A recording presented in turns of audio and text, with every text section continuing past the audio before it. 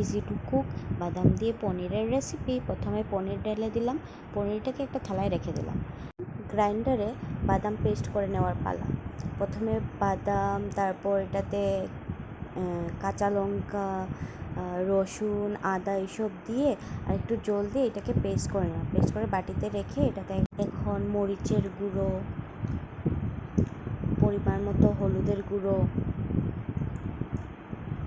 পরিমাণ মতো জিরে গুঁড়ো এসব দিয়ে রেখে দিলাম। তারপর কড়াইটাকে বসিয়ে একটু গরম করে এটাতে তেল দিয়ে পনিরটাকে একটু ভাজা ভাজা করে হলুদ, লবণ দিয়ে উঠিয়ে রেখে দিলাম। তারপর কুচি করে রেখেছিলাম আগে টমেটো, ওইটাকে নিয়ে একটু ভাজা করে ওটার মধ্যে এখন নুন পরিমাণ মতো, তারপর বাদামের যে পেস্টটা বানিয়ে রেখেছিলাম ওটা দিয়ে একটু সময় ভাজা ভাজা করে বাকি যেগুলো ছিল বাটিতে ওইটাও দিয়ে দিলাম। দিয়ে একটু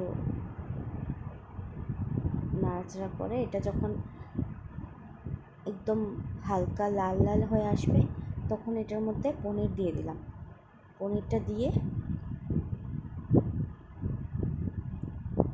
আর একটু যে পনিরের জল ছিল ওইটা দিয়ে দিলাম।